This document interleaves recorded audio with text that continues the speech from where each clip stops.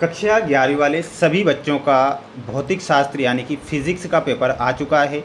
जो बच्चे भौतिक शास्त्र विषय में फेल हुए हैं, प्यारे बच्चों, अगर आप पास होना चाहते हैं तो मेरे सभी प्यारे भैया बहनों को इस क्वेश्चन पेपर को अंत तक ज़रूर देखना है, क्योंकि प्यारे विद्यार्थियों 100% वो प्रश्न मेरे द्वारा चैनल के द्वारा बताए जाते हैं जो परीक्षा में छपते हैं। इसलिए आप इस पेपर को बिल्कुल मिस ना करें, पूरा पेपर ध्यान से देखें और अच्छे से इन सभी प्रश्नों को याद करें। सभी बच्चों से मेरा यही कहना है कि प्यारे विद्यार्थियों, आपके लिए प्रयास और मेहनत में लगातार कर रहा हूं, जिससे कि आप परीक्षा में पास हो सकें। तो सभी स्टूडेंट्स वीडियो को लाइक कर चैनल को सब्सक्राइब करके ही रखें, क्योंकि जैसे ही मैं पेपर बताता हूं वो आपके पास पहुंचे और आप सबसे पहले देखकर अपनी तैयारी को मजबूत कर सकें। तो आइए शुरुआत करते हैं हमारे प्रश्नों से। देखिएगा, प्रश्न आपकी स्क्रीन के सामने आ चुके हैं, जो कि आप देख सकते हैं। पहला प्रश्न आएगा कि सरल लोलक का आवर्तकाल कितना होता है। प्यारे विद्यार्थियों, सरल लोलक का जो आवर्तकाल होता है, इसमें आपको याद रखना है 4 सेकंड आपको करेक्ट आंसर के रूप में करना रहेगा। सॉरी, 4 नहीं होगा, 2 सेकंड आपको करेक्ट बताना है ना। तो 2 सेकंड जो होगा आपका सही उत्तर हो जाएगा। तो 2 सेकंड ध्यान रखना है। सभी स्टूडेंट्स वीडियो को लाइक कर चैनल को सब्सक्राइब जरूर करके रखें। और जो पेपर मेरे द्वारा आज यहाँ पर बताए जा रहे हैं, तो इन प्रश्नों को याद कर लें ताकि आपकी हेल्प परीक्षा में हो सके। इसीलिए मैं आपको ये पेपर बता रहा हूँ। ठीक है, अगला प्रश्न देखिएगा, आपकी स्क्रीन के सामने अगला क्वेश्चन है जो कि आपको यहाँ पर दिया गया है। गैस समीकरण PV बराबर RT में V बराबर क्या हो जाएगा। तो V बराबर हो जाएगा 1 मोल गैस का आयतन। क्या हो जाएगा? 1 मोल गैस का आयतन। अगला प्रश्न आएगा, परीक्षा में ध्यान से देखिएगा। सेल्सियस तथा फ़ारेनहाइट पैमाने पर निम्नलिखित ताप समान होता है। तो इसमें आपको लिखना है -40 डिग्री सेल्सियस। वायुमंडलीय दाब का मान होता है, तो इसका मान होता है 10⁵ पास्कल। गुरुत्वीय नियतांक जी का जो विमीय सूत्र होता है वो क्या हो जाता है। तो 5th में आपका आंसर हो जाएगा m-1 L3T-2। रेखीय संवेग के आघूर्ण को क्या कहते हैं। तो रेखीय संवेग के आघूर्ण को कोणीय संवेग के नाम से जाना जाता है। तो इसमें आपको क्या लिखना है? कोणीय संवेग लिखना है। तो स्क्रीनशॉट आप ले लीजिए। सभी बच्चों को वीडियो को लाइक कर देना है, क्योंकि प्यारे बच्चों, आप जानते हैं कि मेहनत तो मैं आपके लिए ही कर रहा हूँ ना, थोड़ा तो आप इतना कर ही सकते हैं, है ना। तो जल्दी से सभी बच्चे एक बार वीडियो को लाइक कर दें ना। चैनल पर नए हैं तो सब्सक्राइब कर लेना है।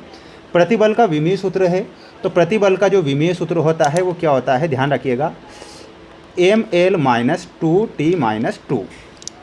बिलियार्ड बॉल की गति होती है, तो बिलियार्ड बॉल की जो गति होती है कैसी होती है, इसमें लिखना है द्विविमीय गति। जब किसी ऊंचाई से किसी वस्तु को क्षैतिज दिशा में फेंका जाता है तो उसका पथ कैसा हो जाएगा? उसका पथ हो जाएगा परवलयाकार। कैसा हो जाएगा? तो यहाँ पर लिखना है परवलयाकार। अगला है, कोणीय वेग का सूत्र क्या होता है। तो कोणीय वेग का सूत्र हो जाएगा ओमेगा बराबर d⁻⁻dt। घर्षण बल संपर्क सतहों के से स्वतंत्र रहता है, तो वो क्षेत्रफल से स्वतंत्र रहता है। तो क्या लिखना है? क्षेत्रफल। कार्य एक राशि है, तो कार्य एक अदिश राशि है, तो इसमें आपको अदिश राशि लिखना है। सभी बच्चे स्क्रीनशॉट ले सकते हैं और अच्छे से मेहनत करिएगा ताकि आप 12वीं कक्षा में प्रवेश ले पाएँ। सभी बच्चों को मेरे द्वारा प्रश्न बताए जा रहे हैं। एक अश्व शक्ति में 74.6 वाट होते हैं, ये गलत हो जाएगा, असत्य। कोणीय संवेग का विमीय सूत्र है ml2t-1 है, तो प्यारे विद्यार्थियों ये आपको सत्य लिखना है। सरल आवर्त गति में त्वरण अल्फा का सूत्र -ω² भाई होता है, तो ये क्या हो जाएगा? सत्य हो जाएगा। तो सत्य लिखना है। बढ़ेंगे अगले क्वेश्चन की ओर। अगला क्वेश्चन देख लो, ये है आपका अगला प्रश्न। गैस के दाब का त्वरण उसके अणुओं का पात्र की दीवारों से टकराना है, ये क्या होगा? सत्य होगा। केल्विन पैमाने पर 0 डिग्री सेल्सियस का मान 273.15 केल्विन होता है, ये सत्य होगा। तो स्क्रीनशॉट आप ले लीजिए सभी स्टूडेंट्स। हमारे फ्रेंड्स, आपके लिए लगातार लगा हुआ हूँ, मेहनत कर रहा हूँ आपके लिए ही, तो आप सभी भी मेहनत करें। आवेग, तो आवेग में बल मल्टीप्लाई समय अंतराल सही उत्तर हो जाएगा। तरंग की चाल में ऑप्शन नंबर F से मिलाना है, आवृत्ति मल्टीप्लाई तरंग दैर्ध्य। संवेग में आपको मिलाना रहेगा ऑप्शन नंबर A से। ऊर्जा का जो मात्रक होता है वो जूल होता है। घूर्णन त्रिज्या में ऑप्शन नंबर D से मिलाना है। और वहीं कक्षीय वेग में आपका आंसर हो जाएगा ऑप्शन नंबर C। तो ये जोड़ी रहेगी आपकी परीक्षा में आने वाली। आप जोड़ी को अच्छे से पढ़ लीजिएगा। अगला क्वेश्चन आएगा, ध्यान से आप पेपर को देखिएगा। ये क्वेश्चन है, जी व जी में संबंध बताइए। तो प्यारे विद्यार्थियों, इसका संबंध हो जाएगा, ध्यान रखना है, जी बराबर कैपिटल GM बटा R²। किसी वस्तु का भार पृथ्वी के केंद्र पर कितना होता है? तो इसमें आपको लिखना है 0।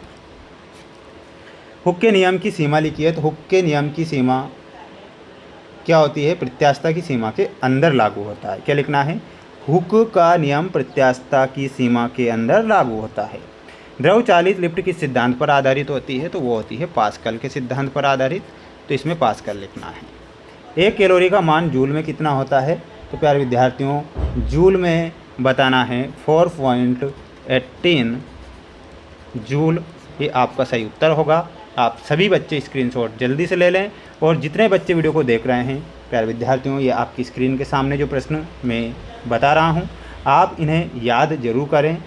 यानी कि आपको मैं 6 से 19 तक के जो क्वेश्चन हैं, 20 तक के जितने प्रश्न आएंगे, वो सभी प्रश्न लाइव क्लासों में डेली बता रहा हूँ, समझा रहा हूँ। तो आप लाइव क्लासों में ज़रूर जुड़ें।